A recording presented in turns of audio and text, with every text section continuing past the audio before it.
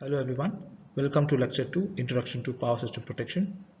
Myself Professor Rajendra Givari from Department of EEE. Topics covered in the previous lecture are need of protection. So in order to protect the equipment against the short circuit because of over voltage or the over current, against the abnormal conditions such as overspeeding of the generator or the motor, or the overheating of stator and the rotor of an alternator. It is also against the protection of atmospheric effects such as lightning stroke, falling of tree branches on conducting path.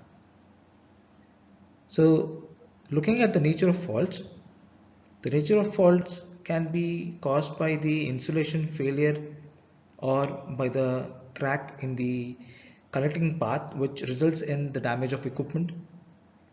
Failure could be in transmission line, which is caused by the over voltage due to lightning stroke or some external object falling on the conducting path, because of poor quality of the system component or the faulty system design. That could be the nature of faults. And among the types of faults, there are two types of faults, which are unsymmetrical and symmetrical faults. Symmetrical faults are where it is with respect to all three phases. The fault can happen with all the three lines, or the fault can happen with respect to the three phase with the ground. And in case of unsymmetrical faults, there are three cases to be considered. The fault can occur between the line to line. The fault can occur between two lines to a ground, or the fault can occur between a line and a ground. So here, line to line, that is symmetrical fault, is the most dangerous fault compared to the unsymmetrical fault. But among unsymmetrical fault, double line to ground is the most dangerous part. Now, what are the effects of fault? Now, whenever the fault takes place, its effects on the power system are: there may be a heavy short circuit current which may damage the equipment. There is a chance that we can find an arc associated with the short circuit which can cause a fire hazard. Because of the fault, there could be a reduction in the supply voltage, or there could be loss of stability, due to which the individual generators in the power station may be losing their synchronism. Fault may also interrupt the supply to the consumer, which may cause a loss in the revenue. Right. So these are the topics which we have gone through the last lecture. So the objective of the power system protection is: power system protection is a branch of electrical power engineering that deals with the protection of electrical power systems from the faults through the isolation of faulted part from the rest of the electrical network. To isolate a faulty section of electrical power system from the rest of the healthier system, so that the healthier portion can function satisfactorily without any severe damage due to the fault current. So the basic need of the protection is that we are going to isolate the faulty section from the power system so that the healthier part can function and give the power supply to the various section. Components of power system needs to be protected. So here we have a generator wherein the voltage is generated in the generator, and from the generator it has been transferred to the transformer so that the voltage is stepped up, and that can be transferred to the transmission lines. Bus bar is where all the generators or all the transmissions are connected parallelly to each other, and the transmission line which carries the high voltage, and it is given to the various receiving station and the substations. So these are the components where it has to be protected. Now, protective system elements. What are the elements which are used as a protective system? So the first one is the fuse, which is very much relevant to our day-to-day life, and we have already studied about fuse, and we have practically seen this fuse in our residential house or at your home. Then we have protective relays, we have circuit breakers. Circuit breakers, we have miniature circuit breakers. So in circuit breakers there are many types. We have low voltage, medium voltage and high voltage. We usually implement low voltage in the residential houses, right? And instrument transformers are nothing but the current transformer and the potential transformers. So they are just like a kind of transformer, but the current transformer and the potential transformer are used to measure the lower value of current and the lower value of voltage in a substation. Next is the DC supply system. Now fuse. Fuse is a type of low resistance resistor that act as a sacrificial device to provide overcurrent protection. Fuse interrupts an excessive current so that further damage by overheating or fire is prevented. If there is a fault occurring in the metering board, first the fuse will get tripped, making sure that other equipments which are connected to the circuit or to the elements will be protected. So here we can see the melting point and the specific resistance of different metals used for the fuse wire. So here we can see that the aluminum has a melting point of 240°F. Copper has 2000 Fahrenheit. Lead has 624 Fahrenheit. Silver has 1830 Fahrenheit. Tin has 463 Fahrenheit. Zinc has 787 Fahrenheit. So these are the various materials which are used in a fuse. Now relays. A relay is a compact device designed to sense the abnormal condition and trip a circuit breaker when a fault is occurring. So relay is the first element which is going to sense the faulty current, or it is like a sensor. Once it sends the faulty current, it is going to send the signal to the circuit breaker so that it is going to trip and make sure that the healthier part of the system or the power system or the power line is on the safer side. So these are the various relays available. So this is an old electromechanical relay, and this is also an electromechanical relay, and this is a microprocessor based relay. We have microcontroller based relay also, and this is a numerical relay. So there are various relays which we are going to study in the further modules.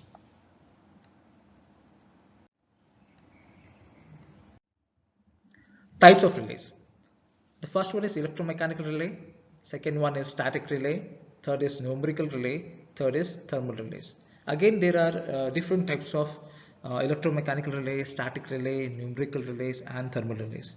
So just we are going to brief what exactly is electromechanical relay. We'll be seeing this their application and the working principle in the upcoming topics.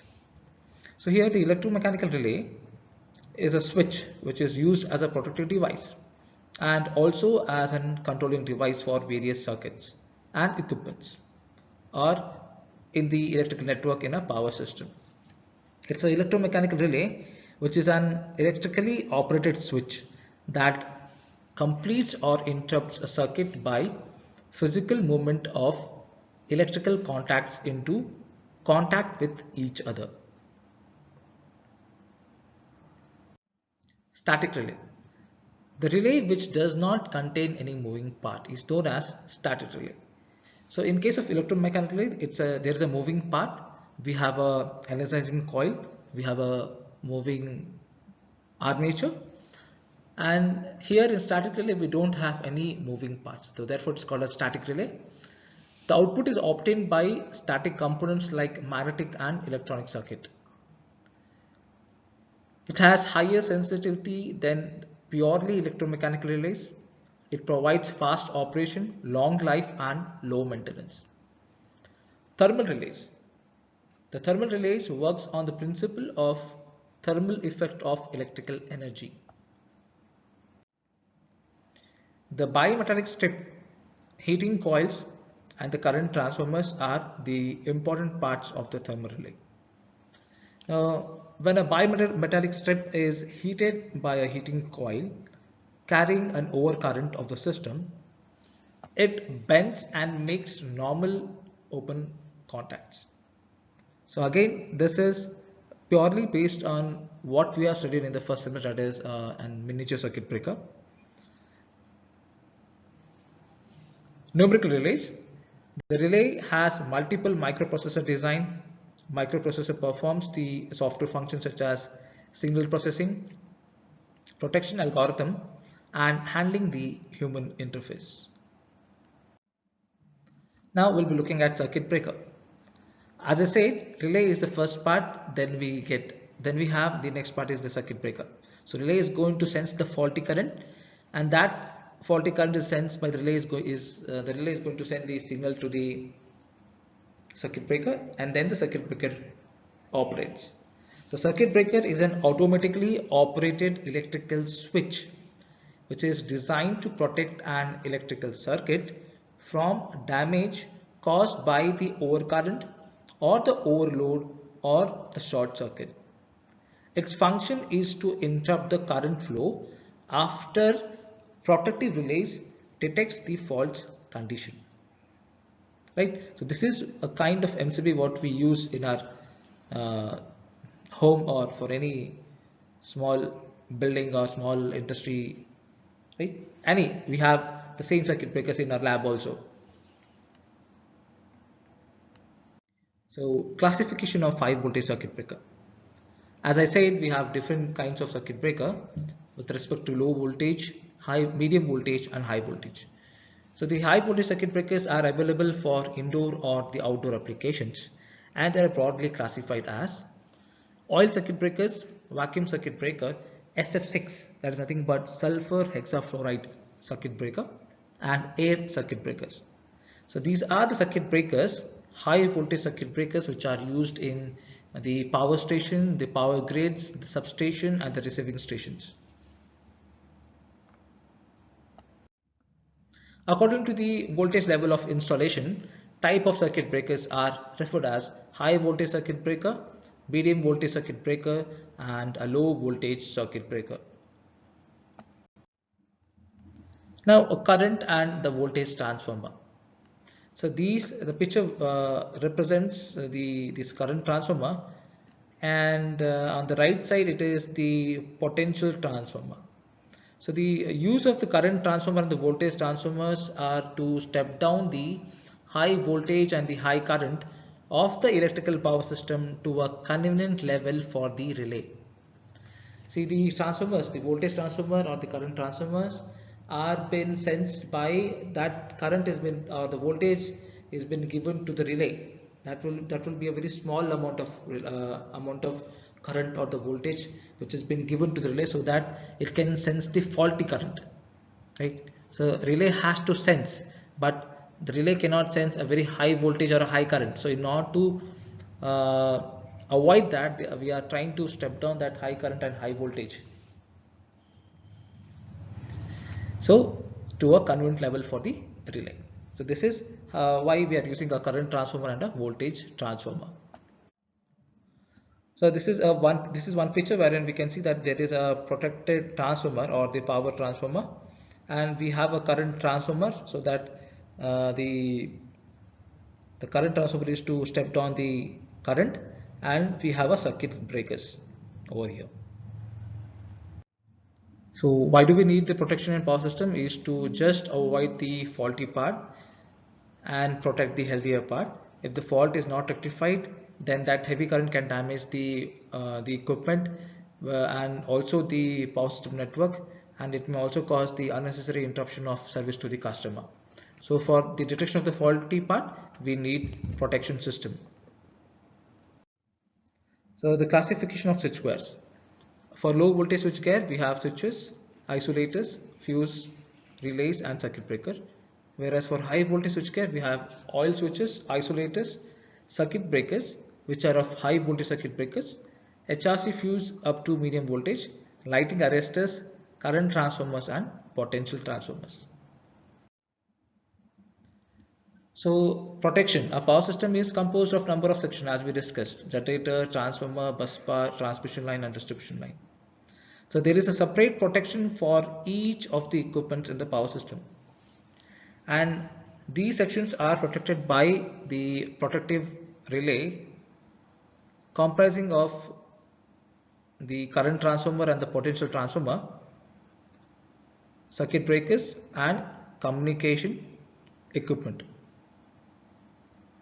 Now in case of a fault occurring on a section, associated protective relay should detect the fault and it should trip the signal to the open associated circuit breaker so that it will isolate the faulty section from the rest of the power system in order to avoid the further damage to the power system. Thank you. In the next session, we'll be continuing the protection system part, that is module 1.